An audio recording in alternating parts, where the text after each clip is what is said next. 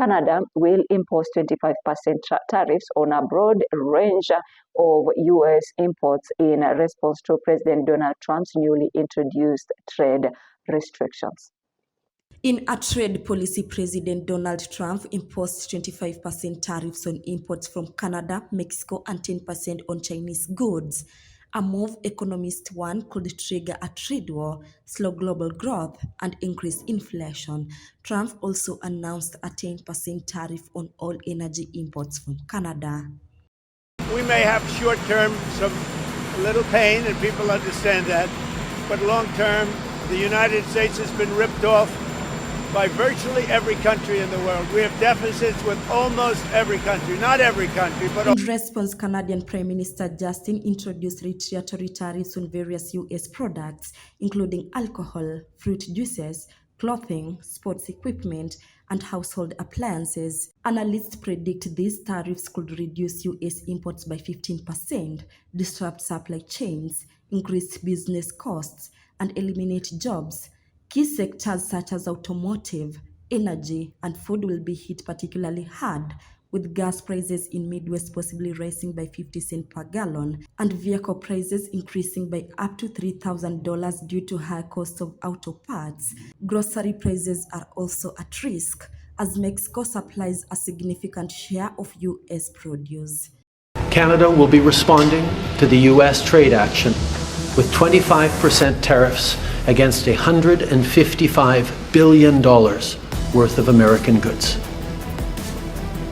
This will include immediate tariffs on $30 billion worth of goods as of Tuesday, followed by further tariffs on $125 billion worth of American products in 21 days' time to allow Canadian companies and supply chains to seek to find alternatives. Meanwhile, the Trump administration has halted passport application with the X gender marker, affecting non-binary and gender-neutral individuals. Secretary of the State Marco Rubio reportedly ordered the freeze, as the administration now only recognizes male-female genders, forcing the affected individuals to use the gender assigned at birth on official documents. This week, I will also end the government policy of trying to socially engineer race and gender into every aspect of public and private life.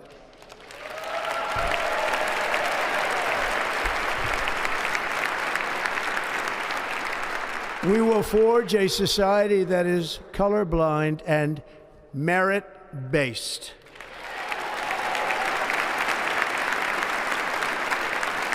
As of today, it will henceforth be the official policy of the United States government that there are only two genders, male and female.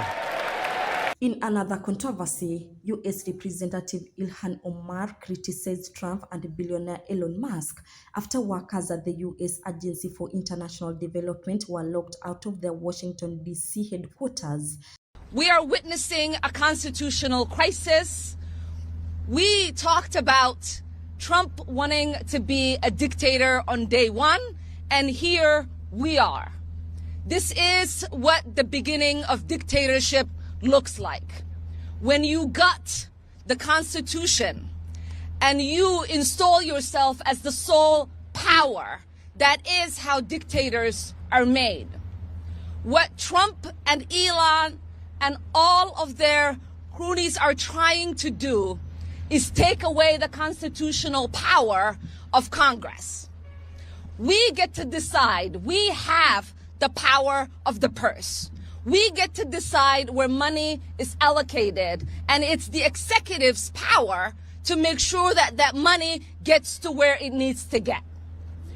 When we talk about civil servants being let go, what we are talking about is not saving money. It's essentially saying they can get paid while they're home and their work doesn't get done on behalf of the American people. It is us, taxpayers, who are being ripped off. It is us, taxpayers, who are not getting the resources that we paid into. So I ask the American people, do you want people at home and getting a paycheck and not providing services to you? The answer is no. These policy shifts underscore the administration's aggressive stance on trade, identity politics, and government oversight, with widespread economic and social implications. Reporting for Tandao News Outlook at 1, I'm Florence Simiu.